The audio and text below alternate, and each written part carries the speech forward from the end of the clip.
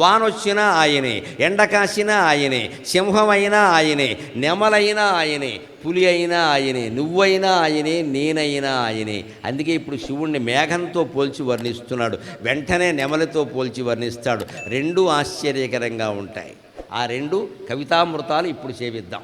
కారుణ్యమృత వర్షిణం ఘన విపద్గ్రీష్మచ్ఛిదా కర్మఠం విద్యాసస్య ఫలోదయాయ సుమనః సంసేవ్యం ఇచ్ఛాకృతిం. విద్యాసస్య ఫలోదయాయ సుమనః సంసేవ్యం ఇచ్ఛాకృతిం నృత్యద్భక్తమయూరం అద్రినిలయం చెంచజ్జటామండలం సింహో వాంఛతి నీలకంధర సదా త్వాం మే మనశ్చాతకః.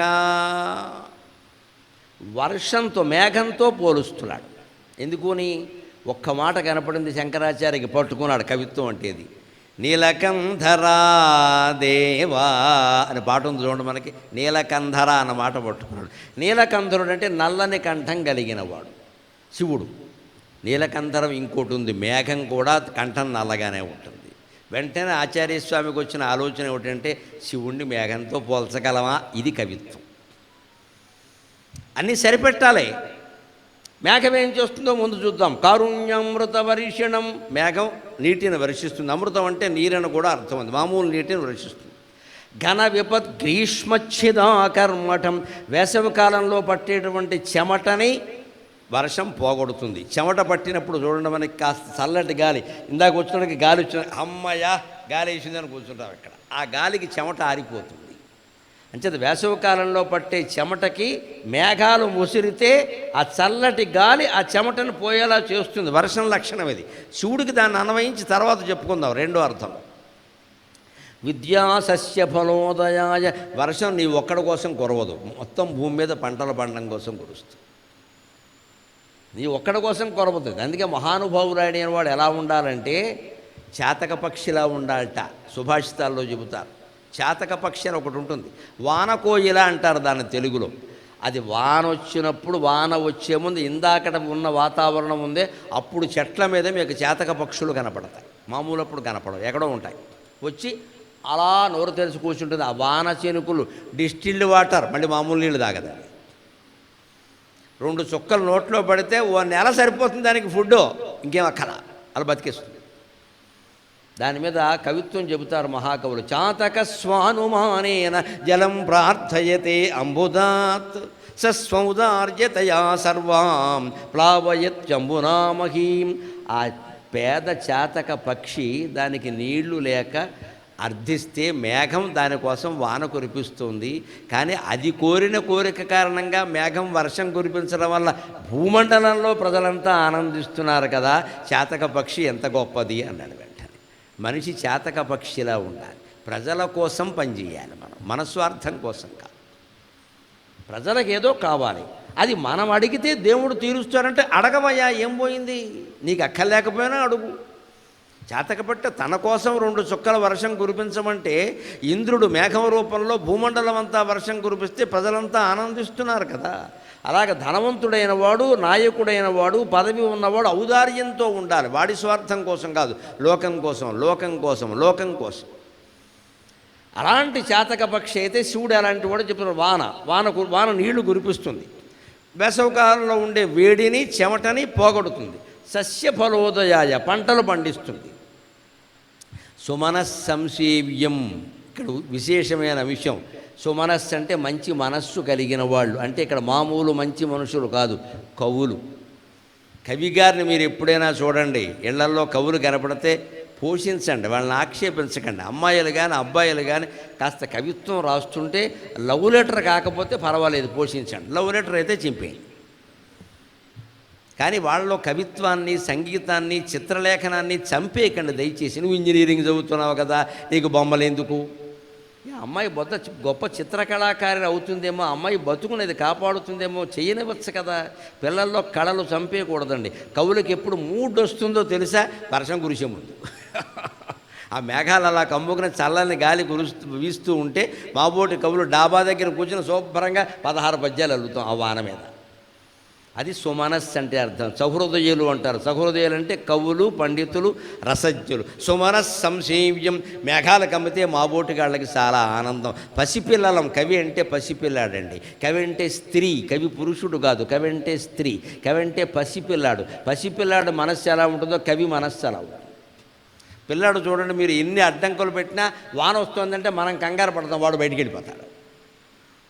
ఇప్పుడు మన కర్మే వచ్చిందంటే పూర్వం మన దేశంలో తెలుగు మాధ్యమం ఉన్నప్పుడు వాన వాన వల్లప్ప అని పాడేవారు, వానని రామని. ఇప్పుడు అలా రైన్ రైన్ గోయవే, మాకు కరువు రావాలి, దుర్భిక్షం రావాలి, వానక్కల ఎదవ పాటలన్నీ నేర్పుతున్నారు అక్కడ. మనం డబ్బులు ఇచ్చి ₹1,00,000 కట్టి దరిద్ర పాటలన్నీ పాడిస్తున్నారు అక్కడ. వానని వెళ్ళిపోమనేవాడు అదో భాష, అదో దేశం, ఆ ఎదవ మాట. వాన రావాలి, వానల్ని కురవాలి వానదేవుడా, పరిచేలు పండాలి వానదేవుడా. ఇది పూర్వం నేర్పిన పాటలు. ఆశావాదం మన తెలుగు మాధ్యమం నేర్పితే, నిరాశావాదం ఇంగ్లీష్ మీడియం నేర్పుతోంది. దానికోసం లక్షలు కొడుతున్నాం. దయచేసి ఆలోచించండి అంటారు. రాజకీయాల్లో ఉన్నత పదవుల్లో ఉన్నవారు నన్ను అధికార భాషా సంఘం పదవి తీసుకోమని కోరారు 6 నెలల క్రితం, ఇప్పుడు కాదు. ఈ మధ్యన బయటకు వచ్చింది ముఖ్యమంత్రి ద్వారా ఆ విషయం కూడా. వారు నవంబర్ నెలలో నన్ను కోరారు. నేను నమస్కారం పెట్టి నా వల్ల కాదు, నా ప్రవచనాలు నన్ను చెప్పుకోనియండి అన్నాను. ఎందుకన్నానో తెలుసా?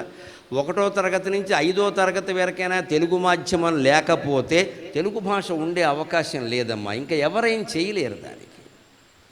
ఊరికి ఎవరినో పీఠంలో కూర్చోబెడితే కుదరదు. అక్కడ జరగాలి, ఏమన్నా జరగాలి. ఇంటర్మీడియట్లో తెలుగు లేదు ఇవాళ, డిగ్రీలో తెలుగు లేదు, ఇంజనీరింగ్లో అసలు భాషే లేదు, ఇంగ్లీష్ తప్ప. నువ్వు ఏం బాగు చేస్తావు? ఎక్కడి నుంచి తెలుగును ఉద్ధరిస్తావు? కానీ తెలుగు ఎంత గొప్పది అంటే, వనల్లు కురవాలి వానదేవుడా, వరిచేలు పండాలి వానదేవుడా అని తెలుగు పాట నేర్పితే రైన్ రైన్ గోయవే అని వాడు నేర్పుతున్నాడు. ఏంటిది అంటే, నీకు వాన వస్తే బట్టలు ఆరవు కాబట్టి నీ బట్ట ఆరడం కోసం వాన ఆగిపోవాలా? నీ బట్టలు ఆరడం ముఖ్యమా, వరిచేలు పండడం ముఖ్యమా? ఎవరి ఆలోచన బాగుందండి? మన దేశం కాబట్టి మనం సమర్థించడం కాదు, మంచి చెడ్డ తేడా తెలియట్లేదా? ఏ పాటలు నేర్పాలి పిల్లలకి? వానంటే భగవంతుడు కరుణ. ఆ కరుణ ఎలా ఉంటుందో చెబుతున్నాడు అక్కడ. వాన వస్తే అంతే కదయ్యా. సుమనస్ సంసేవ్యం. కవులందరూ మేఘాలను సేవిస్తారయ్యా. ఇచ్ఛాకృతం. మేఘం గొప్పతనం ఏమిటంటే, ఏ బొమ్మలైనా అందరూ వెయ్యగలరో లేదో చెప్పలేం, కానీ ఏమీ చిత్రకళ చేత కానివాడు కూడా వెయ్యగలిగింది మేఘం బొమ్మ. దానికి ఏం కష్టపడక ఎలా అంటే చాలా అయిపోయింది బొమ్మ. నువ్వు ఎలా గీసినా పర్వాలేదు, ఎందుకంటే మేఘానికి ఒక ఆకారం లేదు. ఆకారం ఉన్నా ఉండదు, గాలి వీయగానే ఆకారం మారిపోతుంది. అంతే నీ ఇష్టం. పత్రికల్లో కార్టూన్లు వస్తాయి చూడండి, ఎలా వేస్తారు, ఎలాగైనా వేయచ్చు. దానికి పెద్ద బాపు గారు అక్కలా మనం చాలు. ఇచ్ఛాకృతం. ఇష్టమైన ఆకారాన్ని ధరిస్తుంది అది. సుమనస్ సంసేవ్యమిచ్ఛాకృతం. చేత సుమనస్ సంసేవ్యమిచ్ఛాకృతం. నృత్యద్భక్తమయూరం. వాన కురిసే వాతావరణం ఉంటే నెమళ్ళు కొండ గుహల్లోంచి బయటకు వస్తాయి, పురివిప్పి నాట్యం చేస్తాయి, ఎవరూ పిలవాల్సిన అవసరం లేకుండానే. అద్రినిలయం. మేఘాలు ఎక్కడుంటాయి? కొండల్లో ఉంటాయి. చెంచజటామండలం. మేఘాలకు జుట్టు ఉంటుంది, అంటే ఇలా ఉంటుంది కదా, అవి ఎప్పుడూ చెలిస్తూ ఉంటాయి. దాంట్లోంచి విద్యుత్తు మెరుపు తీగలు ఉంటూ ఉంటాయి. సరిగ్గా మేఘం అంటే అంతే కదా. చెంచజటామండలం శంభో వాంఛతి నీలకంధర సదాత్వాం మే మనశ్చాతక. ఆ మేఘాన్ని, వర్షాన్ని చేతక పక్షి కోరుకుంటుంది. భక్తుడనే చేతక పక్షి వాన మాత్రమే కోరుకోడు, శివుని అనుగ్రహం అనే వర్షాన్ని కోరుకుంటాడు. మామూలు వాన నీళ్ళిస్తే శివుడేమిస్తాడయ్యా? కారుణ్యామృత వర్షిణం. తన కరుణ నీ మీద పడేలా చేస్తాడు. అందుకే కష్టాలు వస్తే భయపడకూడదండి, బాధపడకూడదండి. కన్నీళ్ళు వస్తే పూజామందిరంలోకి వెళ్ళాలి, మన కన్నీళ్లతో స్వామికి అభిషేకం చెయ్యాలి. నీళ్లతో చేసే అభిషేకం కంటే కన్నీళ్లతో అభిషేకం చేయగలిగితే అమ్మవారు ప్రత్యక్షమే కష్టాలు తీరుస్తుందమ్మా. తల్లి తట్టుకోలేదు, తండ్రైనా తట్టుకుంటాడు కానీ బిడ్డ ఏడిస్తే. పరమశివుడైనా తట్టుకుంటాడేమో, అమ్మవారు తట్టుకోలేదు. వాడి సంగతి చూస్తావా లేదా అని చెబుతుంది ఆవిడ. భగవంతుడిని స్త్రీ రూపంలో ఆరాధించడంలో అంత విశేషం ఉంది. ఆ ప్రేమను మొత్తం మనం పొందగలుగుతాం. కష్టాలు రావడం అంటే ఏంటి? కురుపు వేసింది, బాగా సలిపేస్తోంది, 10 రోజులు తగ్గల, 10వ రోజున సలిపేస్తోంది. అంటే అర్థం ఏంటో తెలుసా? వెంటనే పగిలిపోతుంది. ఆ పగిలే ముందే సలుపుతుంది.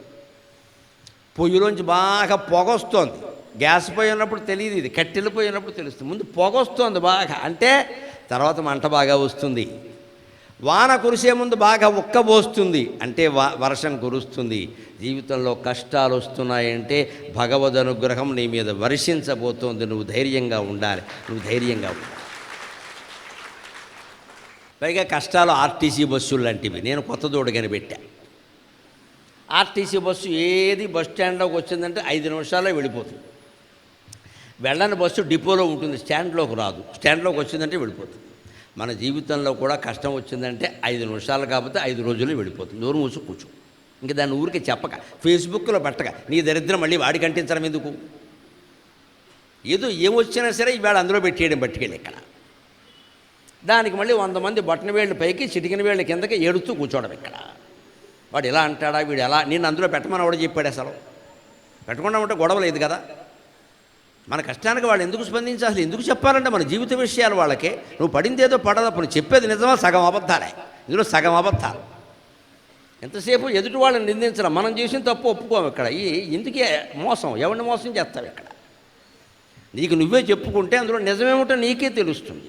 లేదు భగవంతుడి దగ్గర చెప్పుకుంటే ఆయన గోప వాచిపోయేలా చెప్తాడు, నువ్వు చేసిన పని ఏమిటని అడుగుతాడు. లోకాన్ని నమ్మిద్దామని చూస్తాం ఎంతసేపు. ఒక లోకేశ్వరుని నమ్మించలేమండి. లోకాన్ని నమ్మించడం తేలిక. ఎంత అబద్ధమైనా 10 సార్లు చెప్పకైనా ఎవడో నిజం అనుకుంటాడు.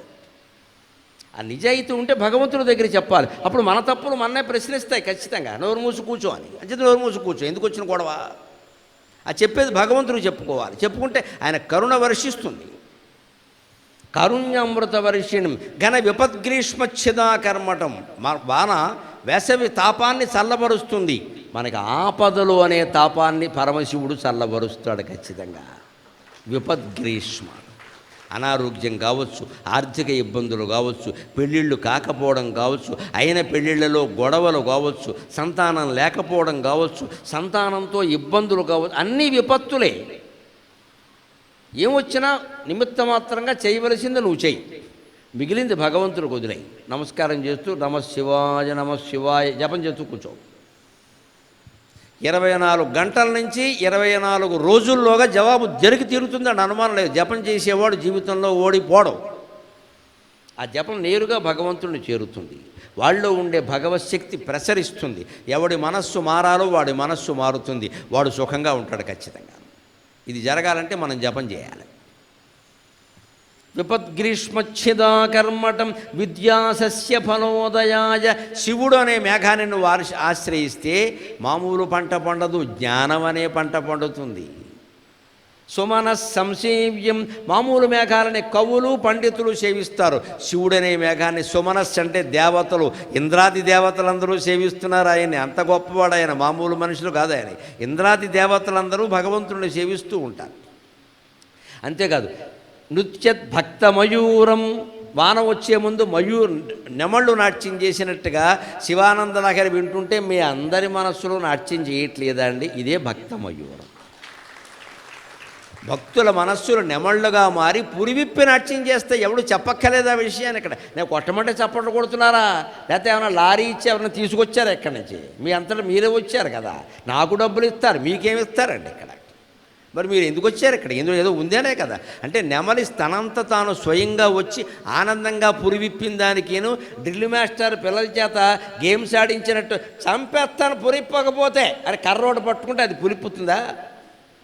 అది అందంగా ఉంటుందా? ఒకవేళ పురివిప్పితే మాత్రం బలవంతం పనిచేస్తుందా అక్కడ? భక్తుడు తనంత తాను స్వయంగా స్పందించాలి. అంతేగాని ఊరికే చప్పట్లు కొట్టిన మనం అడగడం ఏంటి ఇక్కడ? మనం అడుగుతున్నామంటే మన మాటల మీద మన పాట మీద మనకు నమ్మకం లేదనమాట. దయచేసి చప్పట్లు కొట్టండి. కొంతమంది వేదిక మీద అంటూ ఉంటారు, పాపం పాటలు పాడేవాళ్ళు అంటారు, నాకు జాలి వస్తుంది. ఈయన పాట మీద ఈయనకి నమ్మకం లేదు, చప్పట్లు కొట్టమని అడుగుతున్నాడు. అడిగితే ఏమవుతుంది? ఎవడో మొహమాటానికి ఎలా అంటాడు. ఎందుకది? నీ పాట నీకోసం పాడుకో ఆనందంగా, వాడు వినకపోతే పోనాయి. మన మీద మనకి నమ్మకం ఉన్నట్టే ఎవరిని ప్రోత్సహించమని అడగక్కర్లేదు. మనం భగవంతుడు నమ్ముకుంటే అంతే.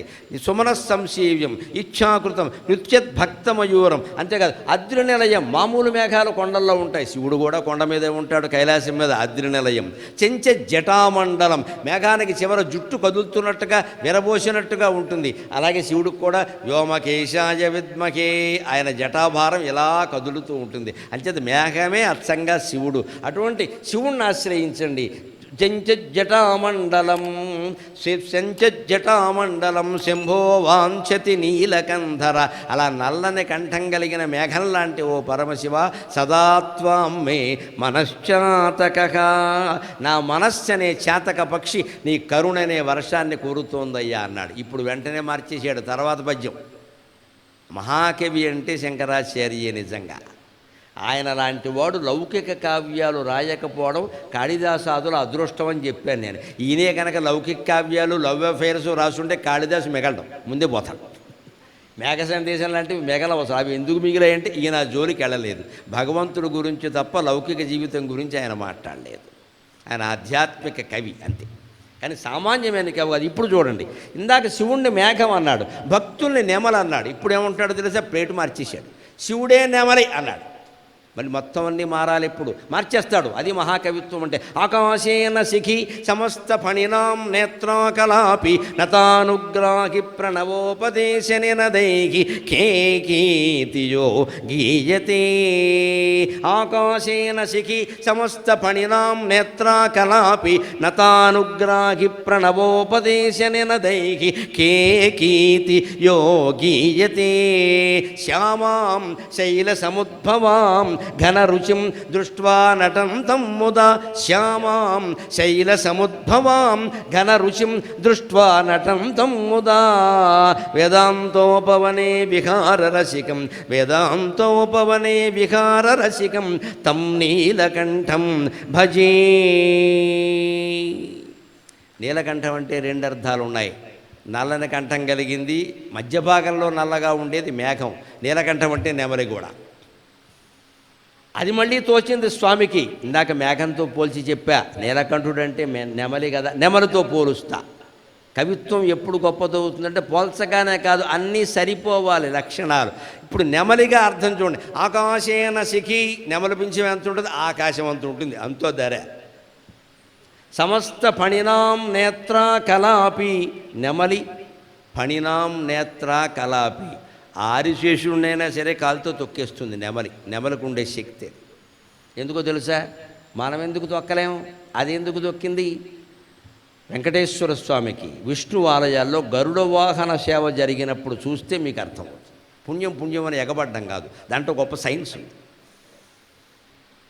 గరుత్మంతుడు కాదు, అన్ని పక్షుల కంఠంలో ఇక్కడ ఆకుపచ్చగా ఉంటుంది. మీరు గమనించండి, కిటికీలో వాళ్ళని పావురాన్ని చూడండి, ఇక్కడ ఆకుపచ్చగా ఉంటుంది.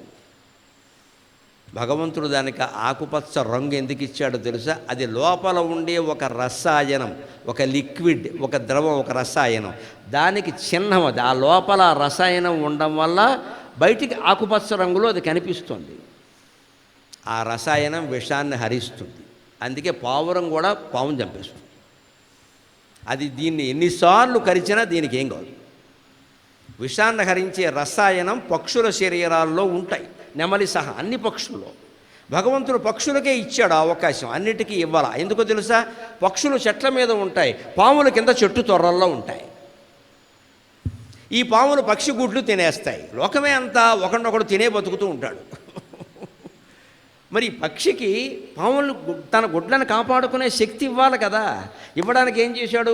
ఆ పాముతో యుద్ధం చేసే శక్తి ఇచ్చి, పాము ఒకవేళ దీన్ని కాటు వేసినా సరే విషం దీనికి ఎక్కకుండా శక్తి ఇచ్చాడు. గాడ్ ఈజ్ దేర్, భగవంతుడు ఉన్నాడు అనడానికి ఈ ఒక్క ఉదాహరణ చాలు. ఈ ఒక్క ఉదాహరణ చాలు. ఎలా మాట్లాడతారండి దేవుడు లేడని బుద్ధి లేకుండా? ప్రతి విషయంలో తెలిసిపోతూ ఉంటే ఎవడు పెట్టాడు ఇక్కడ ఇదంతా? ఆకుపచ్చని మణి అంటారు, మరకత మణి. చేతికి ఆకుపచ్చ ఉంగరం మణి పెట్టుకుని, నిజమైన మణి అయితే మరకత మణి పెట్టుకుంటే విషం ఎక్కదు, కాస్త ఆలస్యంగా ఎక్కుతుంది. విషం ఎక్కిన చోట మరకత మణిని ఉంచితే అది పీల్చేస్తుంది. ఆకుపచ్చ మణిగా శక్తుంది, అది మరకత మణి అంటారు. సరిగ్గా అన్ని పక్షులకి మామూలుగా ఉంటే గరుత్మంతుడికి పెద్ద మచ్చ ఉంటుంది. అందుకే గరుడ వాహనం రోజుని స్వామివారి మెడలో ఆకుపచ్చ పథకం పెడతారు. మీరు గమనించండి, వెంకటేశ్వర స్వామి మెడలో ఆకుపచ్చ పథకం పెద్దది ఉంటుంది. అది చూస్తే పుణ్యం. పుణ్యం అంటే అర్థం విషాన్ని హరిస్తుందని. అంటే ఆ మణిని ఎలాగో మనం ధరించలేం. మణికి కాంతి ఉంటుంది కదా, ఆ కాంతి మన కళ్ళల్లో పడింది అనుకోండి, కళ్ళు రంగులు గ్రహిస్తాయి కదా, అందువల్ల మనకి విషాన్ని హరించే శక్తి కొంతైనా వస్తుంది. అందుకని గరుడ వాహన సేవ అందరూ వెళ్ళి చూడ్డం.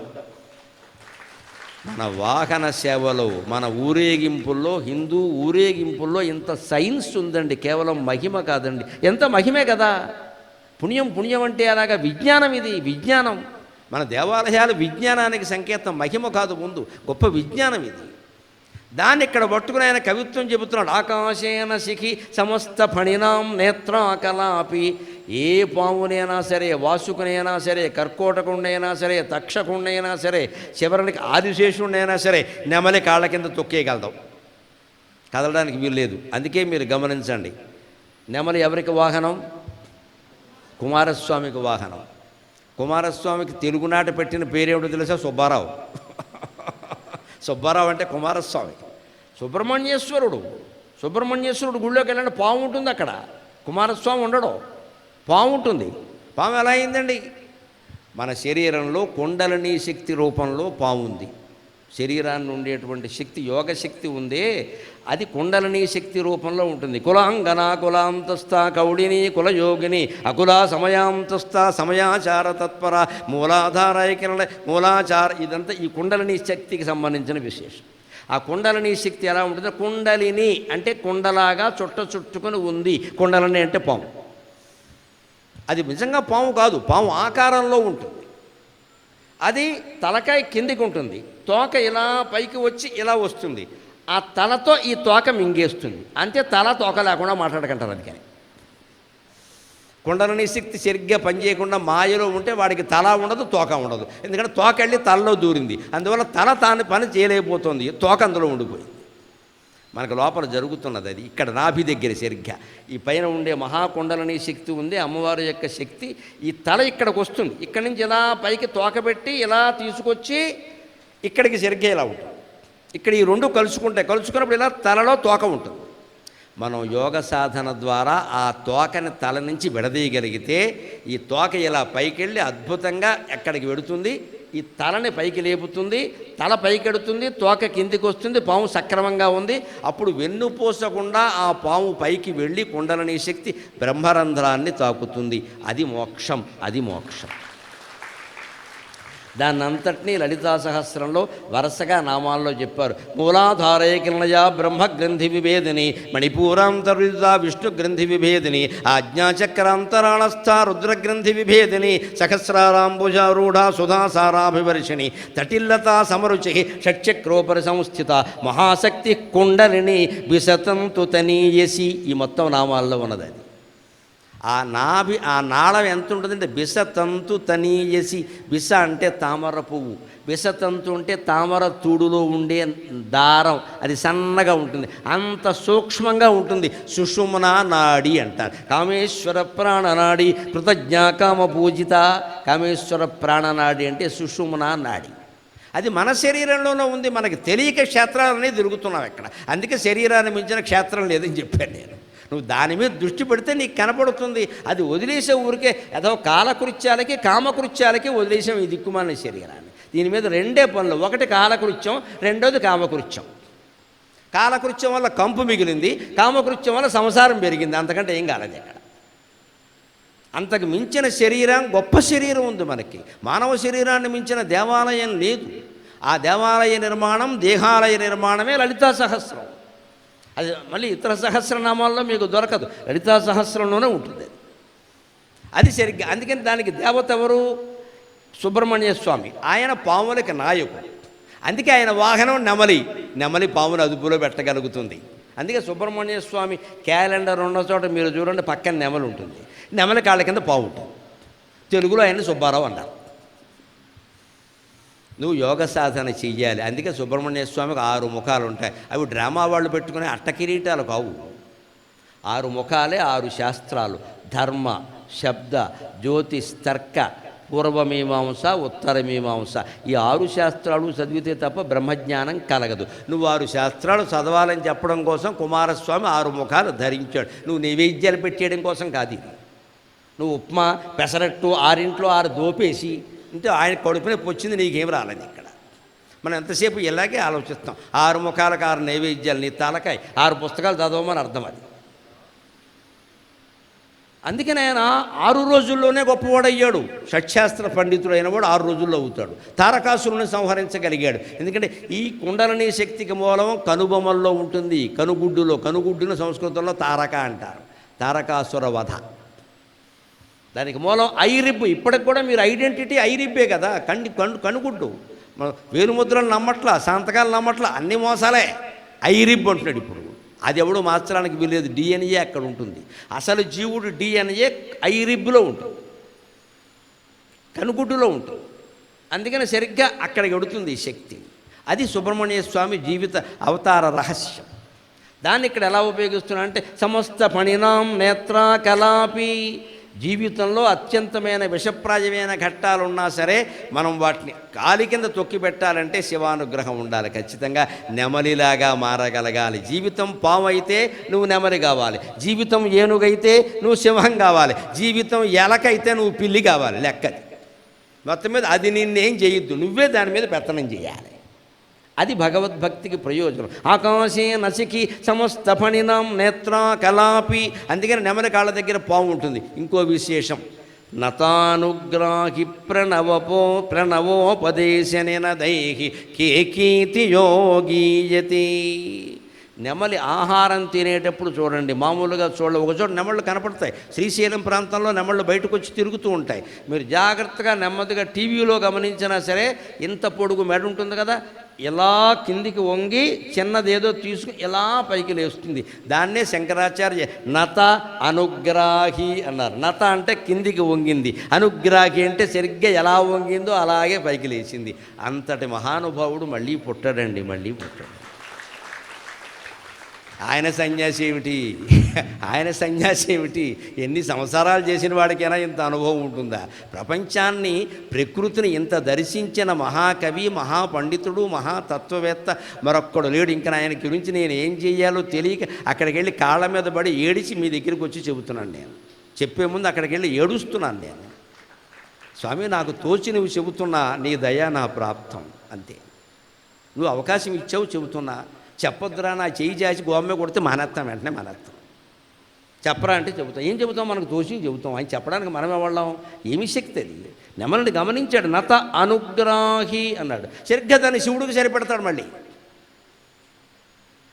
ఇలా వంగుతుంది నెమలి. ఎలా వంగిందో అలాగే పైకి లేస్తుంది. అంతేకాదు, ఇప్పటికీ కొంచెం ఊబకాయం ఉన్నవాళ్ళు, బరువు ఉన్నవాళ్ళు కిందికి వంగలేరు. దానికి ఉపాయం అండి నెమలి. వంగండి, మానేయకండి. ఇంకేం వంగుతాం అని పడుకుంటే అంతేనమ్మా, వెళ్ళిపోతావు పైకి. ప్రాక్టీస్ చెయ్యాలి. చేస్తే ఊబకాయం పోగొట్టుకోవచ్చు, వంగచ్చు, లేవచ్చు. ఎలా వంగారో అలాగే నెమ్మదిగా వంగండి. కింద పెన్ను పడిపోయింది, ఎవరిని తీసిమ్మని అనకండి, మీరే వంగండి. నెమ్మదిగా వంగండి. ఎలా వంగారో అలాగే లేవండి. టక్కుమని వంగకండి, పొట్ట పగిలిపోయి. ఇది లెక్క. నెమలి నుంచి నేర్చుకోవాలి. ఇది నీర్గా ఎలా ఉన్నాం, నిలబడిన వాళ్ళం ఇలాగే వంగుతాం. నెమ్మదిగా ఇప్పుడు ఏమైంది, అర్జెంట్ ఏముంది దానికి? కానీ వస్తువు తీసిమ్మని ఎవరిని అడగకూడదు. అడిగితే రోగిష్టి వాళ్ళం అయిపోతాం, ఇంకా అలవాటు పడిపోతాం. ఇంక అది పదార్థం దగ్గరికి మనమే వెళ్ళాలి. పదార్థం తెమ్మని అనకూడదు. మంచంలో ఉండే పరిస్థితి వస్తే తప్ప అనకూడదు. 90 ఏళ్ళు రాని మనమే వెళ్ళాలి. మేము గృహప్రవేశం చేస్తుంటే మా అమ్మకు అప్పుడు 90 ఏళ్ళు. 2011లో ఇక్కడ గృహప్రవేశం చేసి ఇంకొక ఏడాది బతికింది ఆవిడ, 90 ఇయర్స్.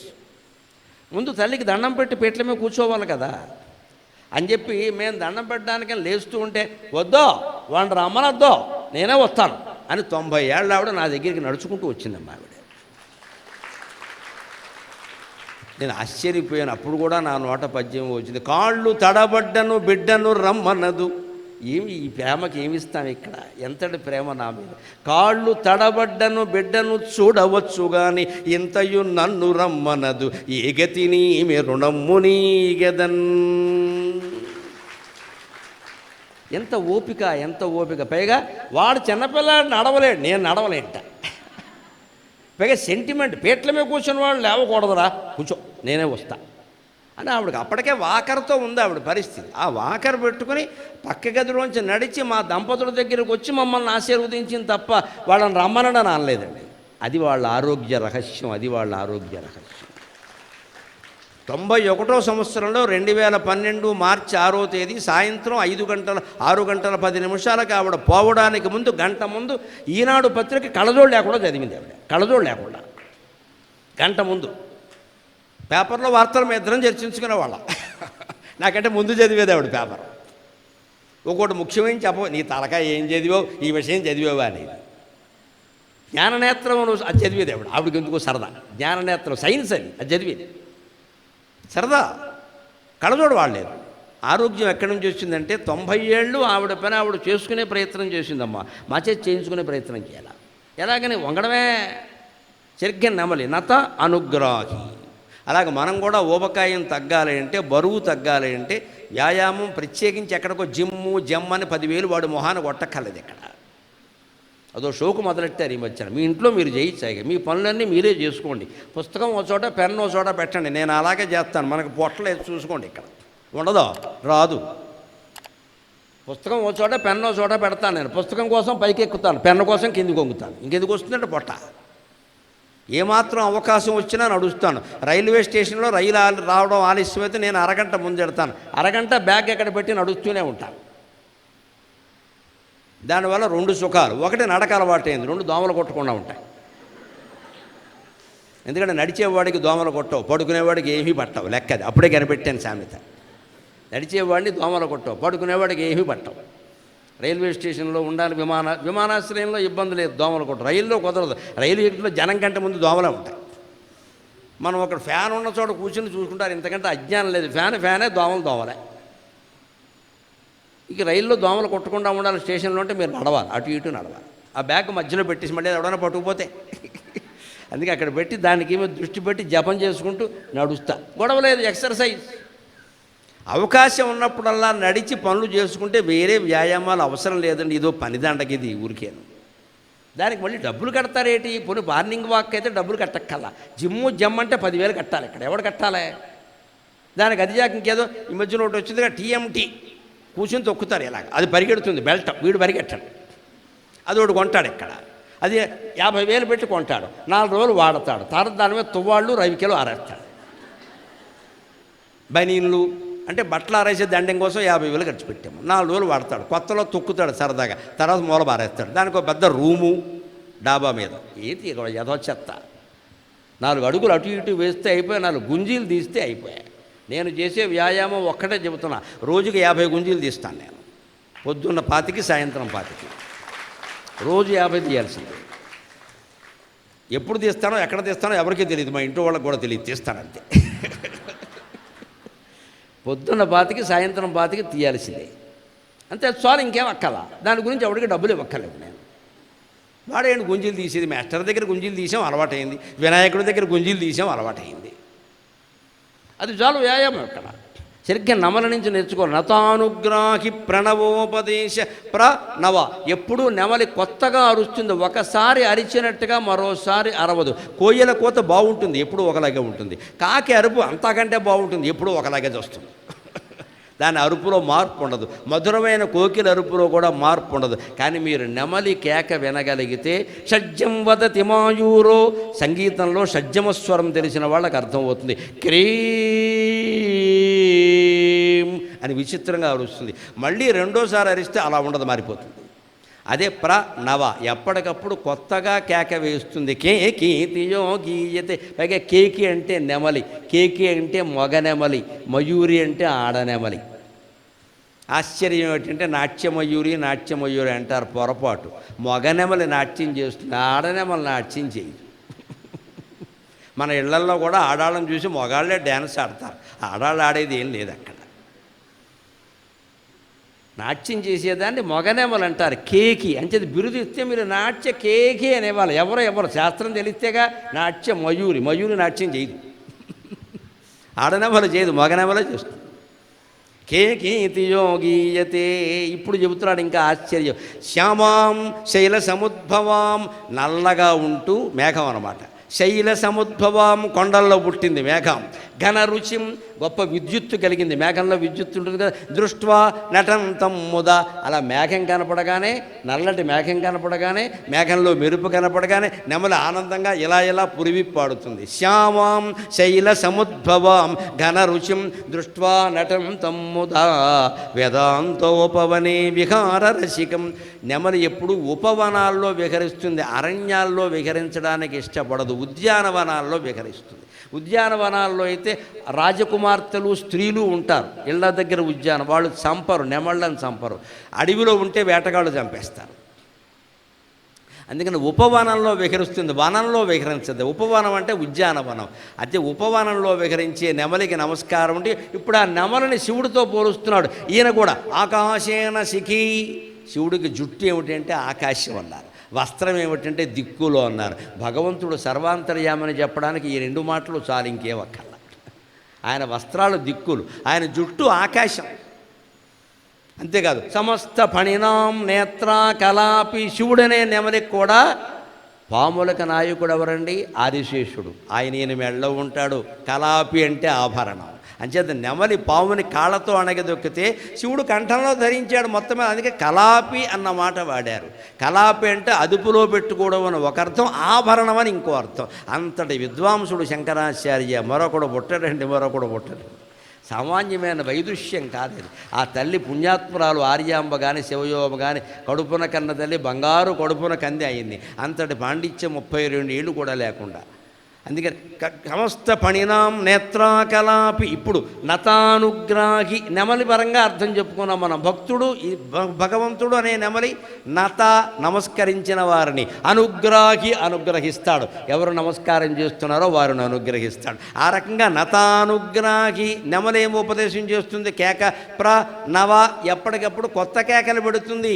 పరమేశ్వరుడు అలా కాదు, ప్రణవోపదేశ. ప్రణవం అంటే ఓం ఓం ఓం, ఇది ప్రణవం. ఆ ప్రణవం ఓంకారానికి, సృష్టికి మూలం. నమశివాయకి ముందు ఓంకారం చేరిస్తే షడంగ బీజ సహిత ప్రాసాద పంచాక్షరి సంచారమున అని శ్రీనాథుడు వర్ణించినట్టుంటుంది. నమశివాయలో ఉండేది పంచాక్షరాలు, దానికి ఓంకారం చేరిస్తే షడంగ బీజ సహిత ప్రసాద పంచాక్షరి. ఆ 6వ బీజం కూడా చేర్చినటువంటి ఓంకారంతో ఉన్న నమశివాయ అత్యంతమైన ఫలాన్ని ఇస్తుంది, మిక్కిలి ఫలాన్ని ఇస్తుంది. కాబట్టి ఓంకారం చేర్చినప్పుడు పైకి పలకూడదు, మనస్సులోనే పలకాలి. నమశివాయ పైకి కూడా పలకచ్చు, ఇబ్బంది లేదు. బీజాక్షరం ఉందంటే దాన్ని మనస్సులో జపించాలి. పైకి పలకచ్చు, బ్రాహ్మణులు చేస్తారు, కానీ వారు నియమనిష్టలతో చేస్తారు. అడ్డగోలు బట్టలు కట్టుకుని మంచాల మీద పడుకుని ఓంకారం జపించకూడదు. అలా చేయాల్సి వస్తుంది, తప్పులేదు, చేయొచ్చు, మనస్సులో చేయాలి. మనస్సులో చేస్తే మీరు భౌతికంగా ఏ బట్టలు కట్టుకున్నారో పడుకున్నారా నుంచున్నా అవన్నీ అనవసరం. మనస్సు ఎప్పుడు నిర్మలం, ఎప్పుడూ నిర్మలమే. దానికి మలం ఉంటే కదా, మాలిన్యము లేదు, నిర్మలము లేదు, అది ఏముందో అంతే, అంతే నిర్మలం. అంటే మనస్సులో చేస్తే మీరు ఏ బీజాక్షరాలు ఎవరు చేసినా, ఏ గాయత్రి మంత్రం ఎవరు జపించినా, ఎప్పుడు జపించినా ఏమీ ఇబ్బంది లేదు. బయటికి చేయాలంటే మాత్రం కొన్ని నియమాలు ఉంటాయి ఖచ్చితంగా. ఆ మాత్రం కూడా లేకపోతే మంత్రశాస్త్రం దెబ్బతింటుంది మొత్తం. అడ్డమైన వాళ్ళందరూ మొదలెడతారు. అందుకని కొన్ని నియమాలు పెడతారు. ఈయన ప్రణవోపదేశం చేస్తుంది శివుడనే నెమలి. ప్రణవోపదేశ నినదై కేకీతి యోగీయతి. ఎప్పుడు ఈయన కూడా కే కీ, సంస్కృతంలో కే అంటే ఎవరయ్యా నువ్వు, ఎక్కడి నుంచి వచ్చావా అని అర్థం. కే కీ అంటే అర్థం అది. అసలు నువ్వెవరు, ఎక్కడి నుంచి వచ్చావు, ఎప్పుడైనా ఆలోచించుకున్నావా జన్మ ఏమిటో? అలాగా. అంతేకాదు, శ్యామాం, నల్లగా ఉంటుందట. ఇందాక మేఘం అన్నారు, ఇప్పుడు ఎవరండి? నల్లగా ఉంటుందట. శైల సముద్భవాం, పర్వతానికి పుట్టిందిట. ఘన రుచిం, గొప్ప కాంతి కలిగింది. ఎవరండి? పార్వతీదేవి. అక్కడేమో మేఘం, ఇక్కడ పార్వతీదేవి. ఇద్దరికీ సరిపోయే పదాలు. శ్యామాం, మేఘం నల్లగా ఉంటుంది, అమ్మవారు నల్లగా ఉంటుంది. శైల సముద్భవాం, మేఘం కొండల్లో పుట్టింది, అమ్మవారు కూడా హిమవత్పర్వతానికి పుట్టింది. శైల సముద్భవాం. మేఘంలో ఘన రుచి, విద్యుత్తు, మెరుపు ఉంటుంది. అమ్మవారిలో మొత్తం మెరుపే కదమ్మా, వేరే ఏముంది ఇక్కడ? ఆవిడ సౌందర్య లహరి. అందుకని శ్యామాం శైల సముద్భవాం ఘన రుచిం దృష్ట్వా నటంతం ముదా. సంసారాలు బాగుండడం కోసం ఒక్క మాట చెబుతా. శివుడు మాట్లాడితే, శివుడు నాట్యం చేస్తే, శివుడు యుద్ధం చేస్తే, శివుడు ధనుర్బాణాలు తీస్తే, శివుడు మృదంగం వాయిస్తే వేరే ఎవరిని కోరుకోడండి. మా ఆవిడ ఉందా అని అడుగుతాడు అంతే, ఇంకొకరు అక్కర్లేదు ఆయనకి.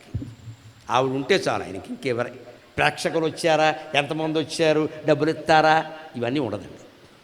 మా ఆవిడ ఉందా, పార్వతీదేవి ఉందా, చాలు నాకు ఇంకేం ఒక్కల. ఆవిడ ఆనందం కోసం ఈయన పాడతాడు, ఆవిడ ఆనందం కోసం ఈయన నాట్యం చేస్తాడు, ఆవిడ ఆనందం కోసం ఈయన మృదంగం వాయిస్తాడు, ఆవిడ ఆనందం కోసమే ఈయన యుద్ధం కూడా చేస్తాడు. మల్ల యుద్ధానికి శివుడు అర్జుడు. ఆవిడ ఆనందం కోసం వేదపారాయణ చేస్తాడు, ఆవిడ ఆనందం కోసం తపస్సు చేస్తాడు. భార్య ఆనందించడమే పరమశివుడు లక్ష్యం, వేరే లక్ష్యం లేదు. మనం కూడా సంసారాల్లో నా భార్య ఆనందంగా ఉంటే చాలన్న భర్త, నా భర్త ఆనందంగా ఉంటే చాలన్న భార్య అనుకుంటే ఈ దిక్కుమాలని విడాకులు ఉంటాయండి, కర్మ కాకపోతే. ఎంతసేపు ఈ ఆధునిక యుగంలో ఎలా మారిపోయారంటే నా ప్రయోజనాలే ముఖ్యం, నువ్వేమైపోయినా నాకు బరవాలా, నా కోసం ఏం చేశావు. ఏమిటి దరిద్రం ఇక్కడ. పార్వతీదేవి అడగలేదు ఈ మాట, మామూలు వాళ్ళు ఎలా అడుగుతారండి. ఆవిడ ఏమీ అడగదు, కాబట్టి ఆయన అన్నీ ఆవిడ కోసమే చేస్తాడు. దృష్ట్వా నటంతం ముదా, ఆయన మామూలుగా నాట్యం ప్రారంభించాక కూడా అమ్మవారు రాకపోతే రమ్మనండి, లేకపోతే ఎవడి కోసం ఇది అంటట. ఆవిడ వచ్చాక విపరీతంగా నాట్యం చేస్తాట, నటంతం ముదా. అమ్మవారు కనపడితే చాలయ్యా అద్భుతంగా నాట్యం చేస్తావు, భార్యకి అంత ప్రాధాన్యం ఇచ్చావు, సంసార జీవితానికి లోకంలో అందరికీ ఒక ఆదర్శంగా నిలిచావు మహానుభావ. ఆయన ఇప్పుడు నెమలి ఉద్యానవనాల్లో విహరిస్తుంది, మరి శివుడనే నెమలి వేదాంతోపవనే విహార రసికం, ఎక్కడ వేదాంత ప్రవచనం జరుగుతూ ఉంటుందో అక్కడ పరమశివుడు ఉంటాడట ఖచ్చితంగా.